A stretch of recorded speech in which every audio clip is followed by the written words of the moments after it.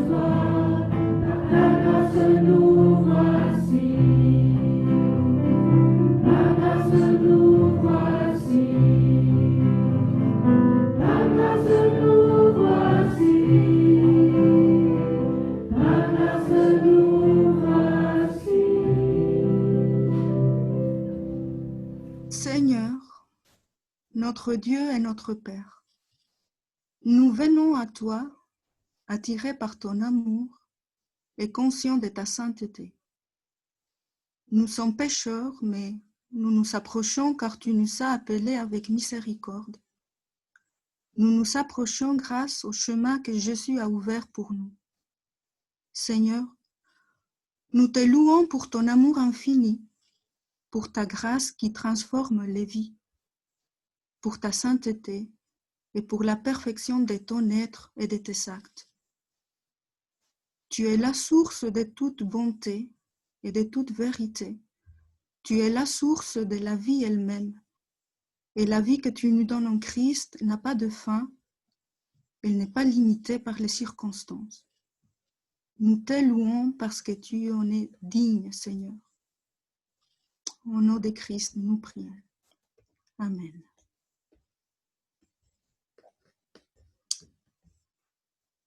Car c'est par grâce que vous êtes sauvés, par le moyen de la foi. Cela ne vient pas de vous, c'est un don de Dieu. Ce n'est pas le fruit d'œuvres que vous auriez accompli. Personne n'a donc de raison de se vanter. Et ici, je voudrais nous faire remarquer deux aspects de salut.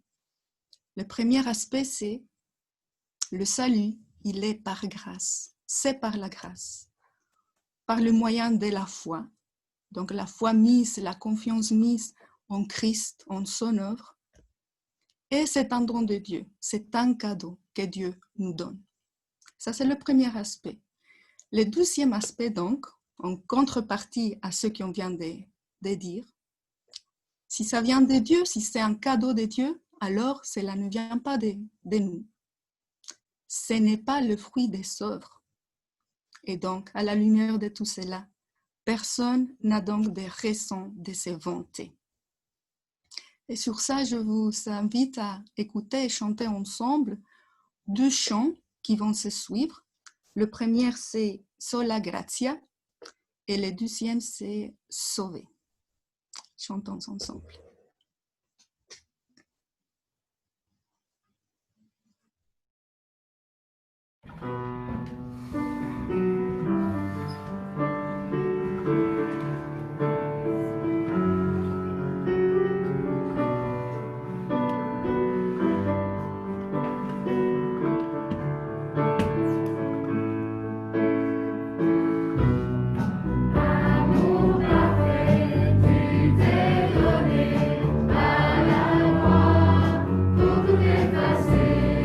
De mes péchés.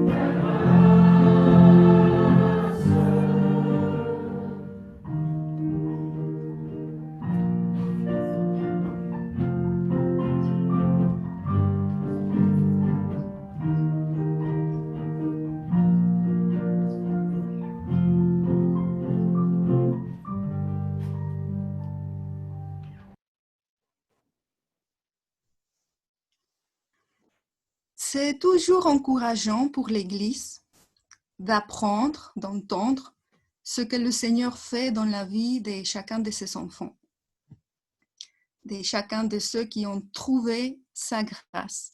Cette grâce qui n'est point cachée, mais qui est au contraire disponible en abondance à tous ceux qui veulent la recevoir. Et aujourd'hui, nous avons la joie d'entendre le témoignage de notre sœur Chantal.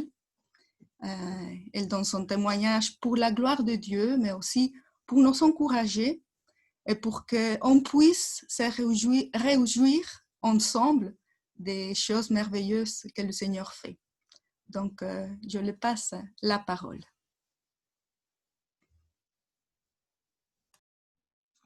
J'allume mon micro, ce sera plus facile. Bien, bonjour à tous. Donc, vous me connaissez déjà pour certains. Moi, je suis née dans une famille mixte, c'est-à-dire que mon papa était chrétien, n'était pas chrétien et ma maman était chrétienne. Et donc, ce depuis son plus jeune âge. Elle était fille de militaire, elle m'enseignait de manière chrétienne les valeurs de la vie. Mais bon, je ne vivais pas dans un milieu chrétien à proprement parler. Donc, en fait, je savais que Dieu existait, mais il était en haut et moi, j'étais en bas.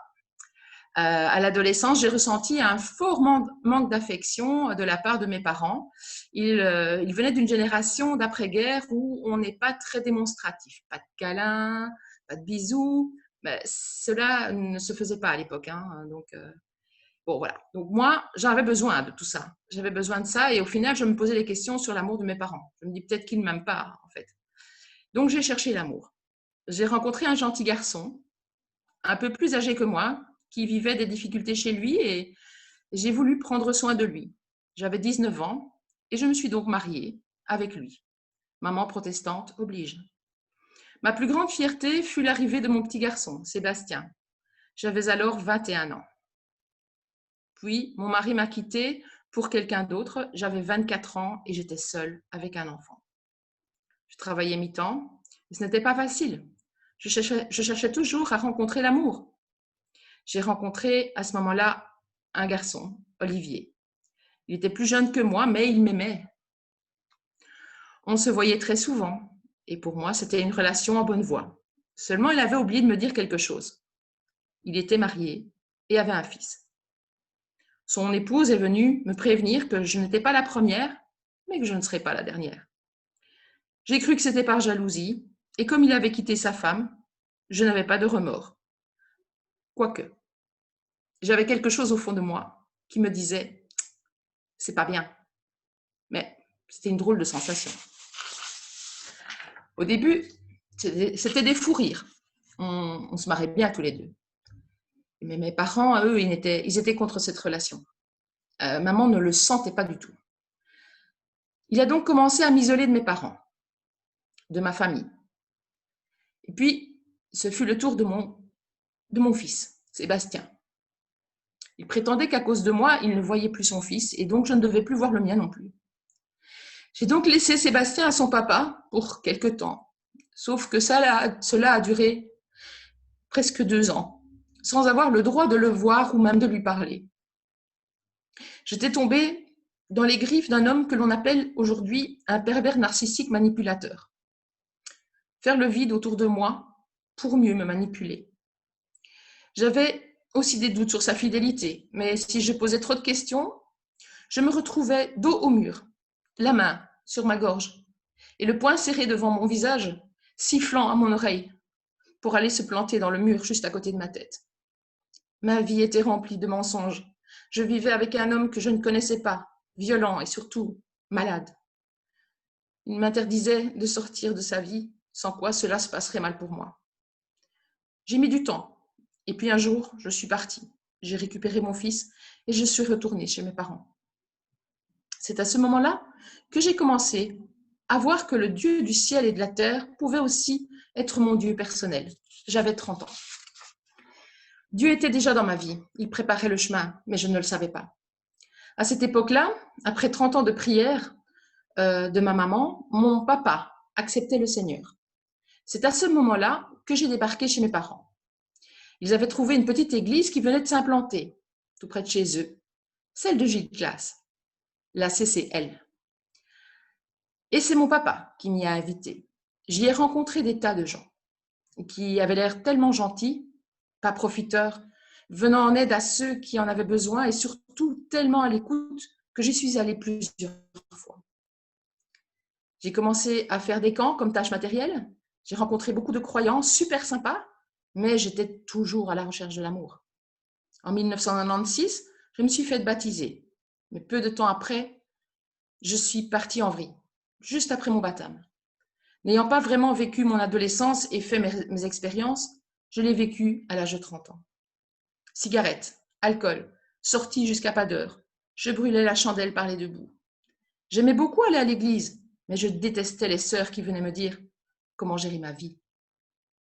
Si Dieu est amour et que je suis libre, lâchez-moi. J'ai donc arrêté d'y aller. C'était tellement plus chouette de dormir le dimanche matin quand on rentre à 5 heures. À cette époque, j'avais gardé contact avec un garçon rencontré dans un camp. On était très très vite devenus amis. On se voyait tous les jours. Lui fréquentait l'église du Phare, qui se trouvait à Bruxelles à l'époque. David connaissait le Seigneur. Et même s'il vivait aussi un célibat difficile, il m'encourageait à aller dans son église. C'était plus cool et on ne faisait pas de remarques. Et ça me plaisait. J'ai pu enfin apprendre à connaître le Seigneur. J'y ai passé plusieurs années, mais je cherchais toujours quelqu'un pour être à mes côtés. J'étais seule, et même si la présence de David me faisait du bien, j'avais besoin d'un compagnon. Ma relation avec Dieu a continué à s'approfondir. Je suis retournée à la CCJ, chez J-Class, où je servais le Seigneur avec zèle. Je faisais des camps, je faisais des retraites, je faisais l'école du dimanche. Même seule, je finissais par me faire une raison. Sauf que mon cœur n'était pas à 100% pour Dieu. C'est à ce moment-là que j'ai rencontré un homme qui travaillait avec moi. Vous l'avez connu pour certains. Je suis à nouveau tombée dans le péché. Seulement cette fois, j'étais enfant de Dieu. Et donc, je le savais. Je ne voulais pas déplaire à Dieu. Et cet homme n'était pas au Seigneur. Il était alcoolique, endetté. Je lui ai dit que j'allais le sortir de ses problèmes. Que j'allais prendre soin de lui. Moi. Qu'il avait besoin de Dieu et qu'il devait venir à l'église. Ce qu'il a fait. Il m'a même dit qu'il avait accepté le Seigneur. Waouh! Enfin, les choses se règlent. J'étais tellement certaine d'avoir bien fait les choses, moi, que je l'ai forcé à m'épouser pour me mettre en ordre avec Dieu. Ça semble une bonne excuse, non? Lui n'en voyait pas l'utilité, mais moi, oui. 15 jours après mon mariage, j'ai appris qu'il avait une liaison et qu'à nouveau, ma vie était faite sur des mensonges. Pourtant, une paix incroyable était en moi.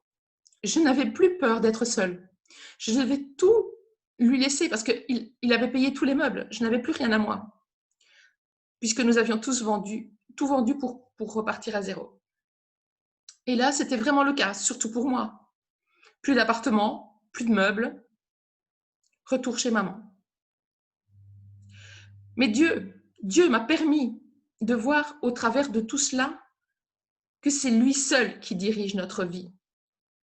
Que lorsque nous essayons de la diriger par nos propres désirs, nous ne nous soumettons pas à sa toute-puissance. Il nous aime et nous connaît tellement mieux que nous. Il sait ce qui est bon pour ses enfants. Il veille sur nous, même lorsque nous n'avons pas encore pris la décision de le suivre. Il nous a choisis bien avant la création du monde. Le retour chez maman s'est passé au moment où je devais me faire opérer du pied. J'ai eu besoin de maman à toute heure du jour et parfois de la nuit. Nous avons appris à nous connaître, à prier ensemble, à se pardonner l'une l'autre. Je me suis approchée du Seigneur avec un cœur à 100% pour lui. Je m'attends à lui tous les jours. Tout ce qui arrive est à son contrôle. Il m'a amenée dans une église où je peux continuer à le servir et où je peux même habiter. J'ai perdu mon travail, mais j'ai pu rentrer à l'Institut biblique, où j'ai appris qui est le Dieu de la Bible, comment il agit avec nous et surtout pourquoi il veut que tout homme soit sauvé. Alors peut-être que vous ne connaissiez pas ma vie. Je vais vous dire que chaque partie de ma vie, même les plus sombres, ont été sous le regard de Dieu. Était-il heureux de me voir pleurer, me détourner par le péché? Certainement pas. Mais il a utilisé toutes mes erreurs du passé pour mon bien aujourd'hui. C'est vraiment la grâce. Aujourd'hui, même si les moments sont durs avec le Covid, je sais que Dieu est à mes côtés. Je ne suis plus seule. Mon cœur appartient à Dieu et rien ni personne ne me séparera de son amour. Oui, j'ai enfin trouvé l'amour. Merci de m'avoir écoutée. Amen. Gloire à Dieu pour ces témoignages tellement merveilleux. Et savoir que le Seigneur fait des miracles pareils dans la vie de chacun de nous, de chacun de ses enfants. Notre Dieu tout-puissant, bienveillant, qui nous aime, il dirige toutes choses. Et c'est vraiment merveilleux de voir notre vie en Bon, vous m'avez compris, de regarder notre vie en arrière et voir effectivement la main du Seigneur dans toutes nos étapes. C'est merveilleux. À présent, nous nous apprêtons à écouter le message de ce matin. Que le Seigneur ouvre notre cœur et nous rende disposés à être transformés par sa parole et qu'il soutient Lydia dans ce message qu'elle nous apporte aujourd'hui. Donc, je lui passe la parole.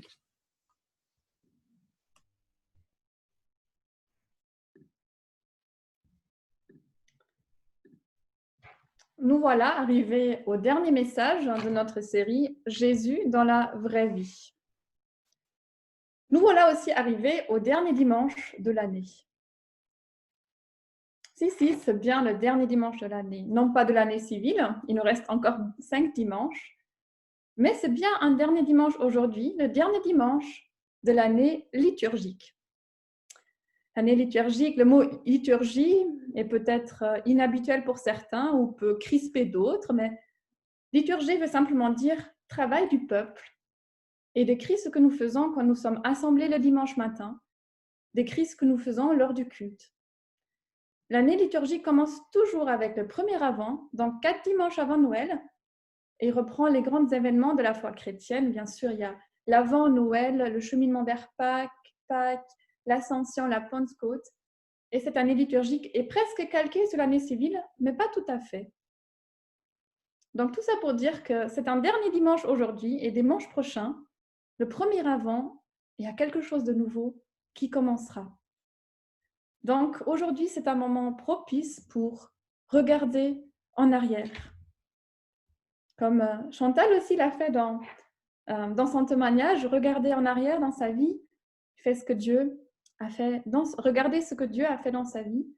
Et aujourd'hui, nous voulons regarder en arrière et voir comment nous avons vécu notre devise pendant cette année 2020.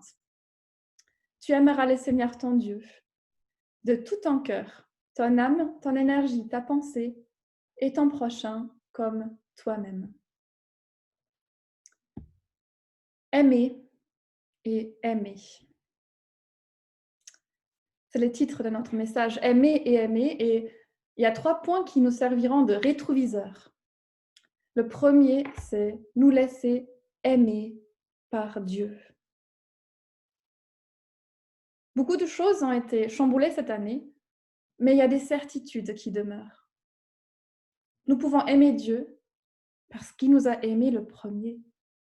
Nous pouvons aimer notre prochain parce que Dieu nous a aimés le premier. Nous ne pouvons pas le redire trop souvent, c'est la base de tout, c'est le fondement sans lequel tout s'écroule. En 1 Jean 4, verset 10, nous lisons « Et voici en quoi consiste l'amour. Ce n'est pas nous qui avons aimé Dieu, mais c'est lui qui nous a aimés. Il a envoyé son Fils qui s'est offert en sacrifice pour le pardon des péchés. » Le Seigneur nous aime. Le Dieu de l'univers nous aime. Pour certains d'entre nous, c'est relativement facile de recevoir cet amour de Dieu. Et c'est lié à leur histoire, à leur caractère. Mais pour d'autres d'entre nous, c'est plus difficile de recevoir cet amour de Dieu, de le vivre. Et je sais que ça peut être dur. Oui, pour certains, c'est comme un combat qui peut durer des années, peut-être même toute une vie, de se laisser toucher par l'amour de Dieu, de se sentir réellement, pleinement aimé par lui. Il y a un chant que nous avons travaillé avec le groupe de louanges, que nous aurions aimé partager avec vous tous, mais voilà, c'était avant le reconfinement. Mais je vais quand même faire référence à ce chant aujourd'hui, ça nous donne un avant-goût de ce que nous pouvons vivre quand on va se retrouver ensemble. Il s'agit du chant « Toi le Dieu qui t'abaissa » de Claire-Lise Meissner-Schmidt. Et au deuxième couplet, ce chant dit « Un jour, tu lavas les pieds de tes disciples étonnés. Celui qui veut être grand doit vouloir en faire autant. Le monde à l'envers, ce Dieu qui nous sert. Pourrais-je alors me laisser faire, me laisser toucher, entourer, choyer, Dieu, Jésus, tu es Dieu, à nos pieds. Pourrions-nous nous laisser aimer par Dieu pour apprendre à l'aimer lui et apprendre à nous aimer nous-mêmes et notre prochain comme nous-mêmes? Cet amour de Dieu est vraiment central. Et on a encore entendu dans ce témoignage. C'est le seul amour parfait. le seul amour qui est à 100% inconditionnel. Tous les autres amours peuvent faillir à un moment donné, que ce soit l'amour d'un parent, d'un frère, d'une sœur, d'un ami, d'un conjoint. Seul l'amour de Dieu est digne d'être le fondement de notre vie. Ces derniers mois, j'aimais bien écouter un podcast qui terminait toujours avec cette phrase. Et jusqu'à la prochaine fois, souvenez-vous que vous êtes aimés. Jusqu'à la prochaine fois, jusqu'au prochain podcast, souvenez-vous que vous êtes aimés. Je pense que ça vaut la peine de nous le redire chaque jour, et même plusieurs fois par jour, parce que toute notre personne a besoin d'être imprégnée par ça. Nous souvenir que nous sommes aimés, beaucoup plus aimés que tout ce que nous pourrions nous imaginer. Rien ne pourra nous aider davantage à nous laisser aimer par Dieu que des moments passés en sa présence. Des moments à méditer sa parole. Des moments à méditer sur la croix de Jésus-Christ, sa vie donnée pour nous. Des moments de communion avec lui, en silence, en parole. Des moments de communion avec lui dans la nature. Des moments de communion avec lui dans notre endroit préféré, où nous nous retirons pour être avec lui. Méditer sur des versets précis qui nous assurent de son amour et méditer aussi plus largement les Écritures pour toujours mieux connaître ce Dieu incroyable qui nous aime véritablement. Aimer Dieu, c'est notre réponse à son amour pour nous. Le verset de notre devise est une citation de 2 versets de l'Ancien Testament. Il y a Deutéronome 6, verset 5 sur l'amour de Dieu et Lévitique 19, verset 18 sur l'amour du prochain. Et ce qui est très intéressant, c'est que dans le livre du Deutéronome, l'amour de Dieu à notre égard précède notre amour pour lui. Au chapitre 4, donc 2 chapitres avant, au verset 37, il a déjà été question de son amour pour nous. Parce qu'il a aimé tes ancêtres. Parce qu'il a aimé. Notre amour pour Dieu ne peut être qu'une réponse à son amour. Il sera toujours second par rapport à son amour pour nous. L'amour de Dieu est toujours premier. Et ça nous rend humbles et dépendants.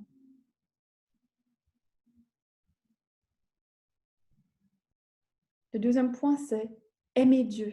Nous laisser aimer par Dieu et maintenant aimer Dieu. Tu aimeras le Seigneur ton Dieu. C'est une exhortation à placer Dieu en premier. Tu l'aimeras.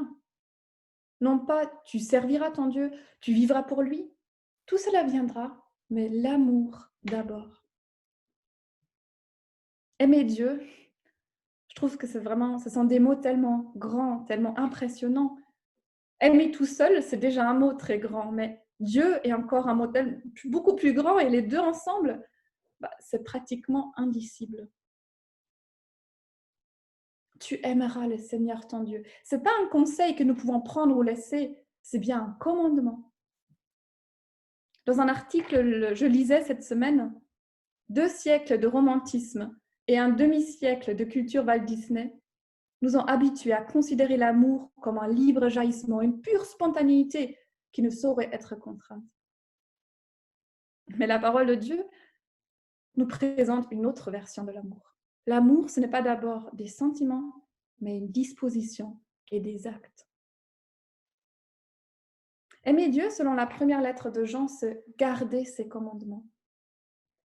Pas machinalement comme un robot, mais de tout notre être, avec joie, dans une relation d'intimité avec Dieu. Obéir à Dieu sans cette relation de cœur à cœur ne nous mènera nulle part dans la durée. Garder ses commandements. Garder veut dire aussi porter avec soi, habiter.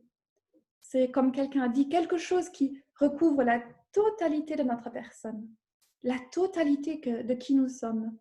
Aimer Dieu serait donc faire attention à lui dans toute notre vie, dans tout ce que nous entreprenons. Dans la Bible, il y a très peu de personnes qui ont dit « j'aime Dieu ». Il y a une grande pudeur par rapport à ça. Oui, nous voulons progresser dans cet humble amour pour Dieu, mais ce n'est pas quelque chose dont nous parlons haut et fort, que nous clamons à toute occasion. Nous savons que notre amour pour Dieu est bien souvent petit, vacillant. Mon amour pour Dieu, en tout cas, l'est. Se rendre compte de ça n'a pas pour but d'engendrer la culpabilité, mais nous donner envie d'aller plus loin. En plus, c'est Dieu qui nous donne de l'aimer. C'est un cadeau que nous puissions l'aimer. Ça ne vient pas de nous. À nouveau, humilité, dépendance. Oui, notre amour pour Dieu est toujours second par rapport à son amour et nous ne pouvons pas l'aimer de nous-mêmes, c'est lui qui nous donne de l'aimer. Dieu sait dans quel état est notre amour pour lui. Il nous exhorte à progresser dans cet amour. Il nous exhorte à ce que cet amour s'approfondisse. Il nous exhorte à l'aimer de tout notre cœur, de toute notre âme, de toute notre énergie, de toute notre pensée. Ça vise une exclusivité, un amour total. Selon le théologien Richard France, cœur, âme, pensée ne sont pas différentes parties de l'homme, mais différentes manières d'envisager l'homme tout entier dans sa relation avec Dieu. Et je pense qu'il y a beaucoup de sagesse là-dedans, qui nous garde de céder à la tentation de vouloir être plus précis que la Bible elle-même dans la définition de ces différentes parties de l'être humain, de les couper bien nettement. Non, c'est cœur, âme, pensée, énergie, ces différentes approches pour faire une halte et regarder notre relation à Dieu. Et aujourd'hui, nous allons nous concentrer sur le cœur et sur l'énergie. Aimer Dieu, le cœur. Que dit mon cœur de ma relation à Dieu? L'année passée, nous avons beaucoup parlé du cœur. En 2019, notre devise a été « Garde ton cœur, plus que toute autre chose, de lui viennent les sources de la vie ». Veiller sur notre cœur nous aidera à aimer Dieu de tout notre cœur. Le cœur dans la Bible, c'est le centre de la personne. C'est le lieu des réflexions, des pensées, de l'intelligence, le lieu où les décisions sont prises, le lieu de la volonté, des désirs et aussi des émotions, mais pas avant tout. C'est tout l'intérieur de notre personne qui est appelé cœur. Aimer Dieu avec ce qui fait le centre de notre personne. Cette année, ai-je aimé Dieu avec ce qui fait le centre de ma personne? Les décisions que je prise cette année ont-elles reflété mon amour pour Dieu? Mes réflexions ont-elles montré que j'aime Dieu? La manière dont je fais accueil à mes émotions, dont je les ai digérées, a-t-elle montré que j'aime Dieu? Sans doute que nous tous et toutes nous répondons oui et non à ces questions. Oui en partie, mais pas toujours, pas pleinement. Et chacun pour soi peut approfondir cela. Et je vous invite à reprendre ces questions dans votre méditation personnelle. Vous allez pouvoir les retrouver aussi sur l'enregistrement de la vidéo d'aujourd'hui avec le PowerPoint qui sera là aussi. Nous pouvons reprendre ces questions et revenir. Il y aura d'autres questions de rétrospective de cette année dans le message. Mais on peut faire ça en se sachant aimé par Dieu, indépendamment de la réponse à la question.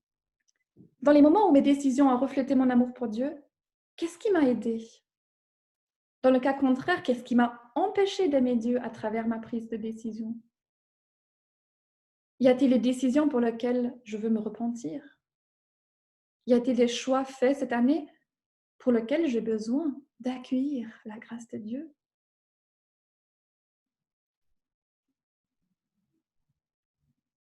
Aimer Dieu avec ce qui fait le centre de notre personne. Aimer Dieu aussi avec toute notre énergie. Ça devient très concret. Le cœur, l'âme, ce sont peut-être des concepts un peu flous, mais l'énergie, c'est quelque chose de très pratique. L'énergie, ça parle de ce que nous faisons, de nos actes. Au cours d'une semaine, il y a tant et tant de choses dans lesquelles nous mettons notre énergie pour avancer, pour survivre parfois, pour plaire peut-être, pour réussir. Et si nous l'utilisions davantage, cette énergie disponible pour aimer notre Dieu? Aimer Dieu de toute notre énergie, ça ne veut pas dire que nous devons être dans une sorte d'activisme non-stop pour Dieu. Aimer Dieu de toute notre énergie, c'est aussi prendre soin de notre énergie. C'est aussi se reposer. Aimer Dieu, c'est alors d'être de bons gérants de nos ressources physiques et émotionnelles. Aimer Dieu de toute notre énergie, c'est choisir avec quoi nous voulons occuper notre temps, en quoi nous voulons investir nos ressources physiques, psychiques. C'est discerner le moment quand il faut s'arrêter. Je prêche ici aussi pour moi-même, car j'ai régulièrement la tendance de ne pas accorder assez d'attention aux petits signaux d'alarme qui me disent de m'arrêter, pour entendre mon mari me dire « Tu devras aller faire une sieste, tu as besoin de repos là ». Si j'arrive à un tel moment de fatigue, intérieure, extérieure, que je deviens irritable, ça n'a plus rien à voir avec l'amour de Dieu ou l'amour du prochain, même si j'étais en train de servir Dieu ou de prendre soin de mes proches. Aimer Dieu de toute notre énergie implique de prendre des temps d'arrêt réguliers pour faire le point sur nos priorités, sur notre gestion du temps. Il y a à mon sens beaucoup à apprendre de ce texte qui vient d'un petit livre qui s'appelle La règle de Reilly. C'est un écrit pour une communauté de sœurs protestantes, mais qui contient beaucoup de richesses pour chaque enfant de Dieu. Et qui dit « Dégage-toi dans la même mesure où tu t'engages sans compter. Prends de la distance dans la mesure même où tu communies fraternellement à autrui. Le cœur humain le plus généreux n'est pas inépuisable. Dieu seul est illimité. À exiger sans cesse le maximum de lui-même, l'être profond se dissocie et se perd. La parole alors devient vide et la prière inquiète. » Il y a bien sûr ici déjà un lien vers l'amour du prochain. Vous voyez que aimer Dieu de toute notre énergie et l'amour du prochain, les deux ne peuvent pas être séparés. Si nous vidons nos batteries sans les recharger, nous n'avons plus de ressources disponibles pour aimer Dieu de toute notre énergie. Récemment, ça m'est arrivé une fois de ne pas recharger la batterie de notre vélo cargo à temps et de devoir remonter le chemin de retour de l'église à la seule force de mes jambes. Et je peux vous dire, je fais ça une fois, mais pas deux. Vive la bonne gestion de notre énergie. Cette année, y a-t-il eu des moments où nous avons omis de recharger nos batteries après nous être engagés sans compter? Quels sont les moments où nous avons pu prendre des temps d'arrêt sains et où cela nous a permis d'aimer Dieu et notre prochain comme nous-mêmes? Aimer notre prochain comme nous-mêmes. Une relation d'intimité, d'authenticité avec Dieu, où nous l'aimons de tout notre cœur, de toute notre énergie, ne peut pas faire abstraction de l'autre, du prochain, quel qu'il soit. Membre de ma famille, ma sœur, mon frère en Christ, mais aussi toute personne qui croisera mon chemin aujourd'hui. Les deux commandements, aimer Dieu, aimer notre prochain, forment un tout. Ils révèlent ensemble le but, l'intention, le fondement de tous les autres commandements. Le pasteur Jean Valette écrivait « Le chrétien n'aime pas Dieu quand il n'aime que Dieu, puisqu'il néglige celui que Dieu aime. Mais le chrétien n'aime pas son prochain quand il n'aime que son prochain, parce qu'il n'aime pas dans la conscience de la dignité, de la grandeur qui lui confère la présence du Christ en lui. » Cette citation me semble si vraie. On ne dit pas ici que quelqu'un qui n'est pas chrétien ne peut pas aimer son prochain, mais en tant qu'enfant de Dieu, notre mission est plus grande. On ne peut pas aimer que Dieu, on ne peut pas aimer que son prochain. C'est dans notre relation à Dieu, vécue au quotidien, que nous recevons l'inspiration, le fondement pour apprendre à aimer notre prochain d'une manière saine. Non pas l'aimer d'un amour fusionnel, où nous nous perdrions nous-mêmes, où nous disparaîtrions devant les désirs de l'autre, où nous céderions à toutes ses demandes. Il ne s'agit pas de se négliger soi pour aimer l'autre. Pas non plus l'aimer d'un amour égoïste, où la relation ne servirait qu'à nous satisfaire, à nous faire du bien.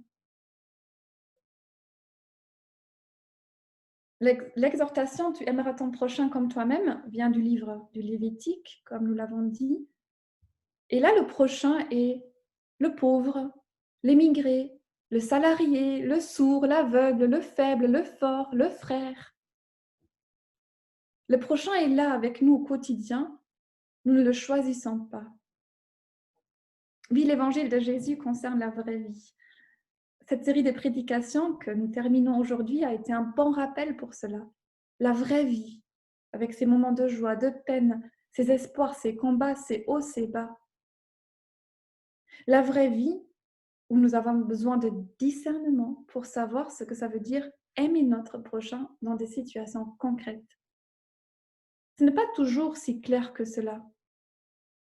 Est-ce que j'aime mon prochain en répondant à telle ou telle demande ou plutôt en le refusant? Aimer ne veut pas dire oui à tout pour ne pas décevoir l'autre. Vous l'avez certainement déjà remarqué dans votre vie, dans vos relations avec vos proches. En 2020, dans quelle situation avons-nous aimé notre prochain? Dans quelle situation nous ne sommes pas parvenus à le faire et qu'est-ce qui a fait que nous avons pu l'aimer ou des moments où nous n'avons pas pu l'aimer? Encore des questions de réflexion pour la méditation personnelle de chacun. Nous sommes appelés à aimer Dieu avec tout notre cœur, toute notre âme, toute notre pensée, toute notre énergie.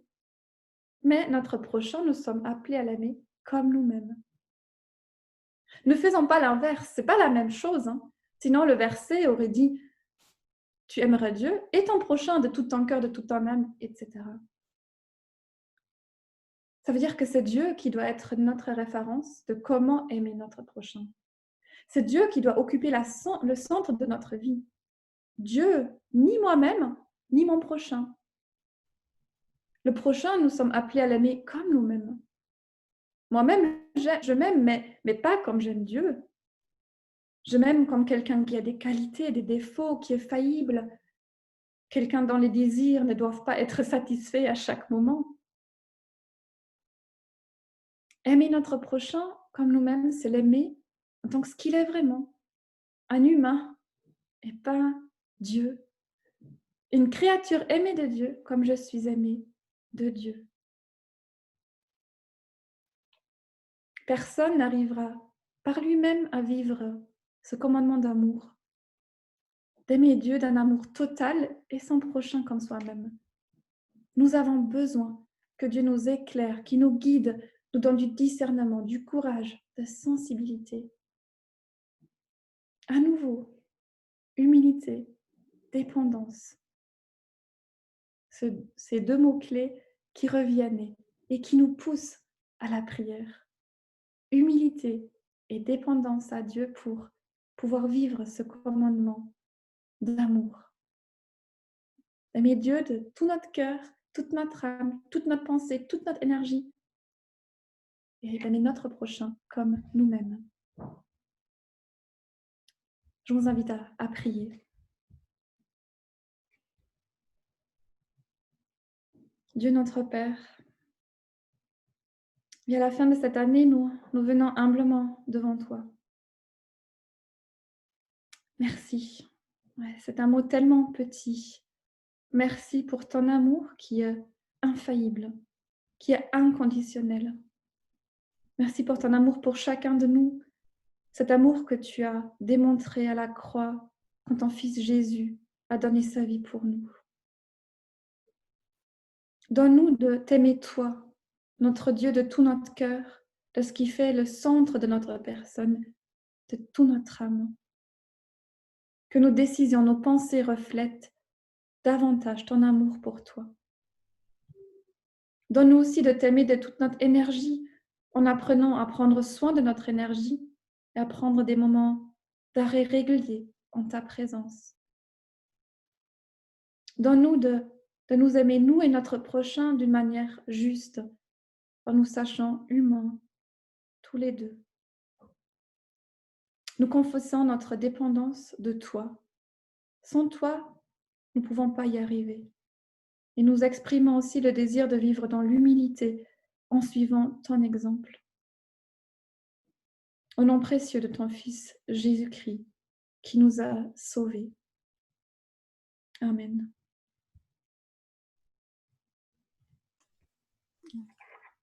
Merci beaucoup, Lydia. Et Lydia nous propose d'écouter ensemble, de chanter ensemble le chant qui s'intitule « J'ai décidé ». Donc, chantons ensemble.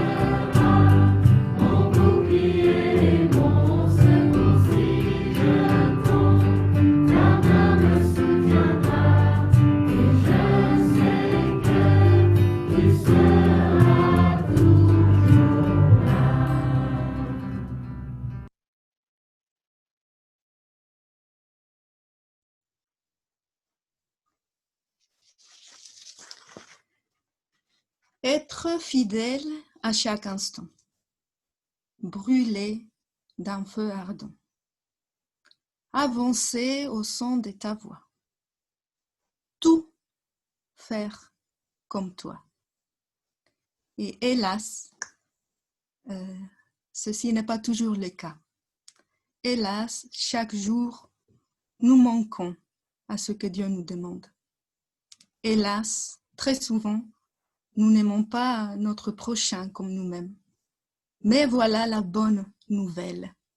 Et nous pouvons lire en 1 Jean, si nous reconnaissons nos péchés, il est fidèle et juste pour le pardonner et pour nous purifier de tout mal. Si le pardon du péché est possible, si la purification est possible, c'est seulement grâce au sacrifice de Christ. C'est seulement grâce à ce qu'il a offert sa vie parfaite d'obéissance. Il a offert à la croix pour nous donner accès au pardon. Et donc, nous allons passer un moment de méditation autour de ces sacrifices, autour de la croix. Et pour introduire ces moments, Chantal nous propose d'écouter un chant qui s'intitule Seigneur, tu vois mon cœur. C'est du groupe Écriture, c'est une vidéo, donc Gaëtan va les lancer maintenant. Merci Gaëtan.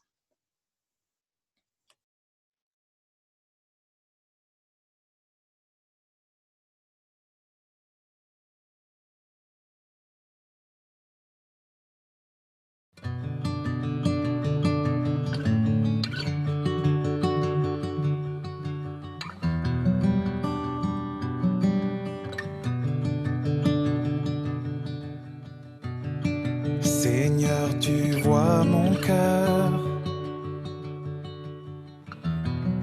dans toute sa noirceur. Mes pensées, mes paroles, souvent t'ont fait horreur. Humilié devant toi, convaincu par ta loi, Dieu de grâce, je me repens et prie. Père éternel, pardonne-moi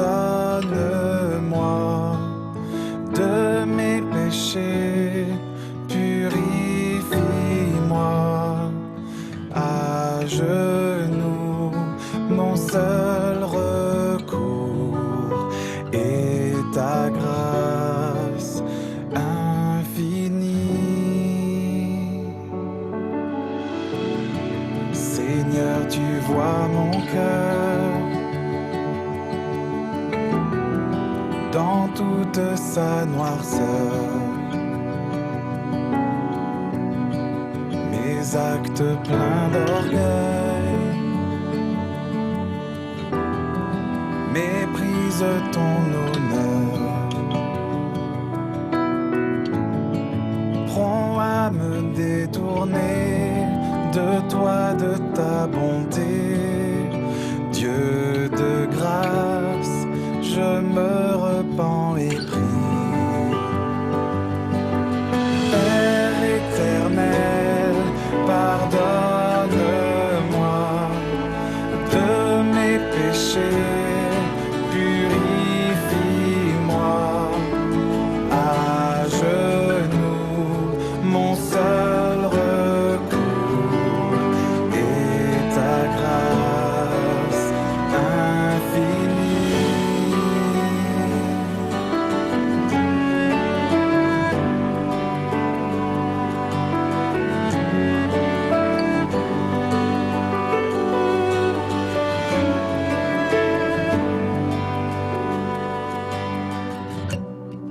Par toi justifié, je m'habille avec foi.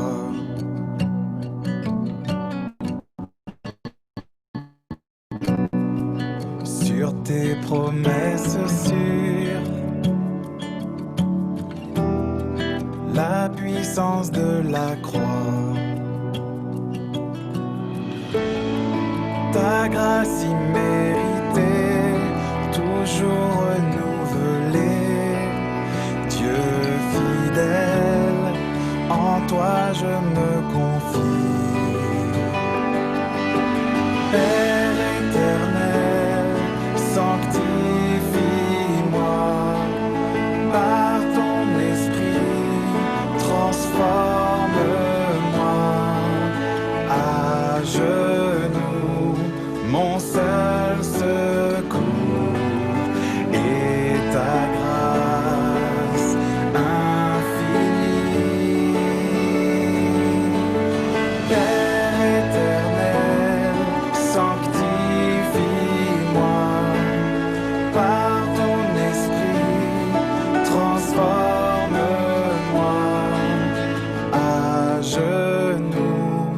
mon seul secours et ta grâce infinie.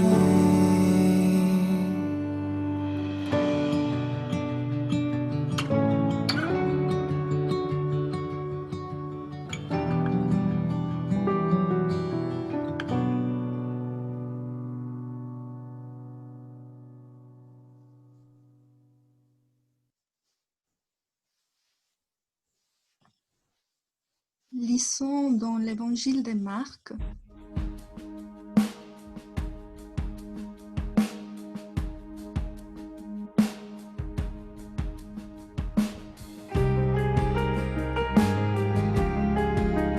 un moment. Voilà. Merci Gaëtan, merci.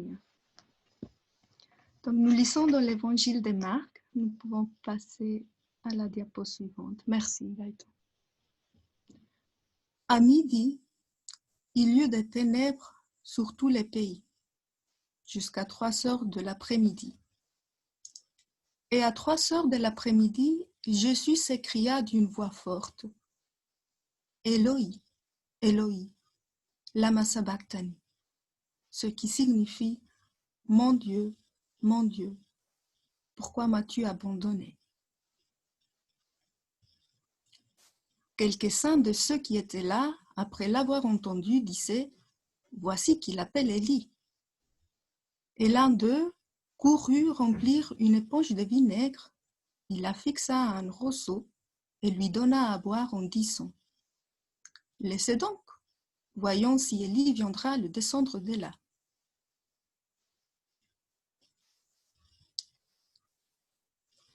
Cependant, Jésus poussa un grand cri et expira. Le voile du temple se déchira en deux, depuis les hauts jusqu'en bas. Quand l'officier romain qui se tenait en face de Jésus le vit expirer de cette manière, il dit « Cet homme était vraiment le Fils de Dieu. » Soyons dans la joie, soyons dans la reconnaissance, car voilà que le voile s'est déchiré. Le chemin est ouvert. Nous avons un plein accès à Dieu grâce à l'œuvre de Christ. Et nous pouvons donc maintenant le connaître en tant qu'enfant. Nous avons été rachetés, réconciliés, adoptés. Nous serons glorifiés et c'est juste magnifique. Je vous invite maintenant à lever nos voix dans la prière. Lever nos prières de louange, de reconnaissance, d'intercession, de confession. Prenons vraiment le moment pour prier ensemble. Je vous rappelle que ce moment de prière n'est pas enregistré, il ne sera pas mis dans l'enregistrement qu'on diffuse par la suite. Donc vraiment, sentez-vous libre d'intervenir. Et je vous rappelle seulement d'activer votre micro pour que nous puissions vous entendre. Et passons donc un moment dans la prière. Au nom de Jésus-Christ, notre Seigneur, notre Sauveur, notre frère, notre ami, qui est venu comme un serviteur plein de douceur et de justice. Merci pour sa vie de foi, d'obéissance à ta volonté jusqu'à la mort. À la croix, il prouve définitivement son amour pour nous, en portant sur lui nos fautes. Il nous donne accès au pardon, dont nous ne sommes pas dignes, mais nous les recevons avec gratitude, avec un cœur reconnaissant qui se courbe devant ta grâce, devant ta bonté et ta miséricorde envers nous. Merci pour la résurrection de Christ qui a ouvert la porte de la vie éternelle et d'un avenir glorieux où nous te verrons face à face. Merci car les jours de jugement, le verdict sera acquitté, non coupable, racheter, pardonner. Aide-nous à vivre dans la reconnaissance et l'adoration dès aujourd'hui et à chaque instant. Amen.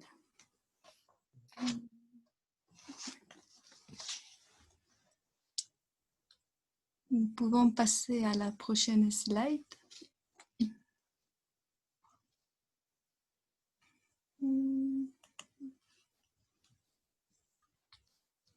Gaëtan?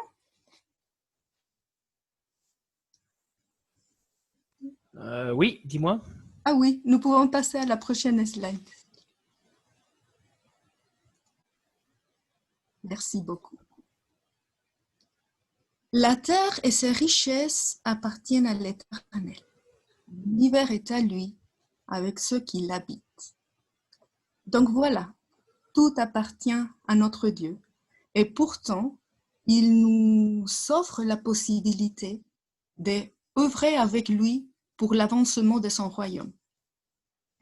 Et par nos offrandes, nous pouvons soutenir de divers ministères. En fait, la communauté soutient divers ministères, des missionnaires. Ce soutien a pour but l'évangélisation, le soutien, l'aide des personnes vulnérables et tout cela dans le but que le nom du Seigneur soit proclamé parmi les nations. Si vous voulez connaître les ministères que la communauté soutient, vous pouvez aller sur la page de ces pages et connaître tous ces ministères. Aussi sur le site de ces pages, tout en bas, vous savez toutes les informations bancaires. Si jamais vous avez à cœur de faire un virement, vous pouvez trouver tout cela sur la page. Et nous passons aussi aux annonces.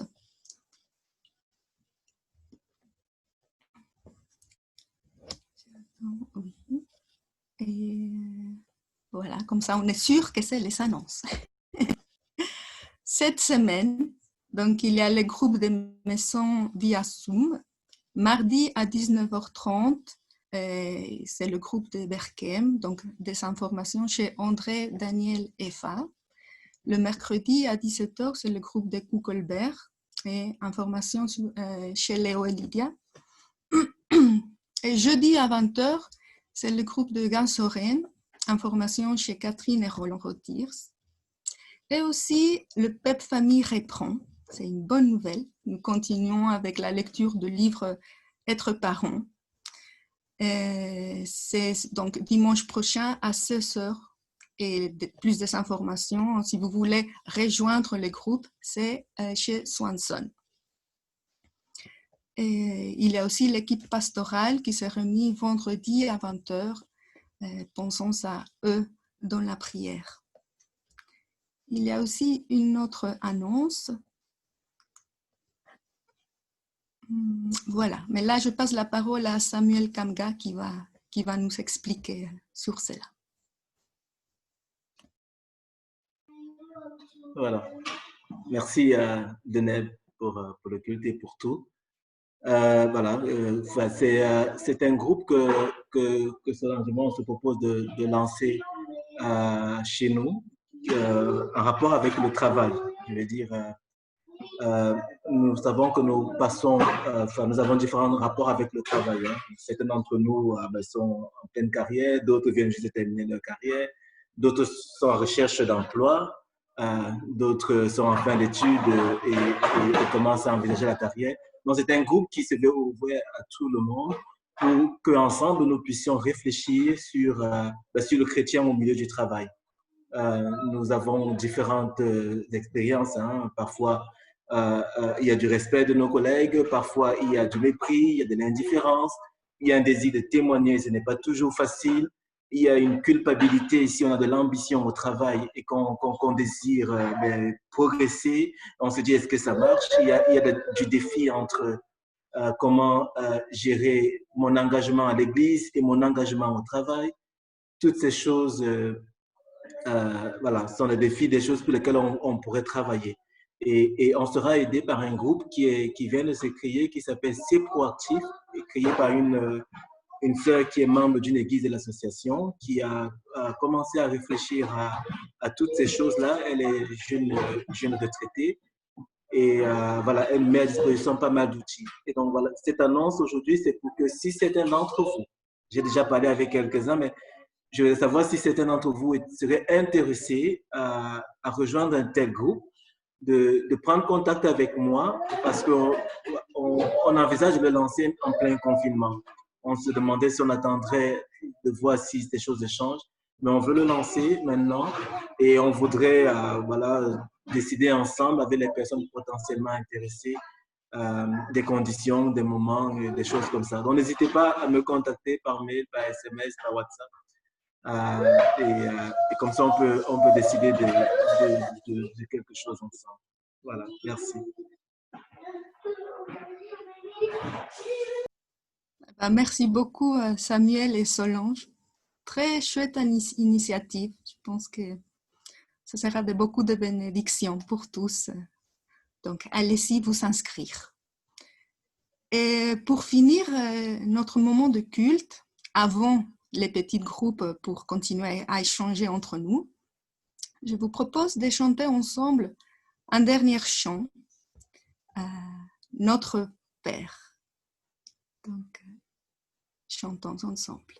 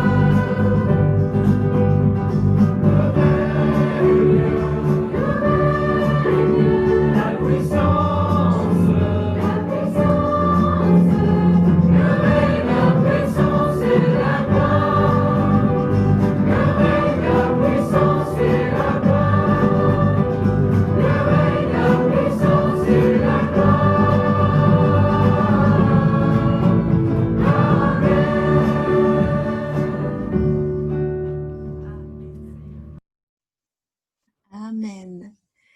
Et pour nous encourager pour la semaine qui arrive et pour toutes les autres semaines, voici ce que le Seigneur nous dit à nous tous. Je pars, mais je vous laisse la paix. C'est ma paix que je vous donne. Je ne vous la donne pas comme le monde la donne.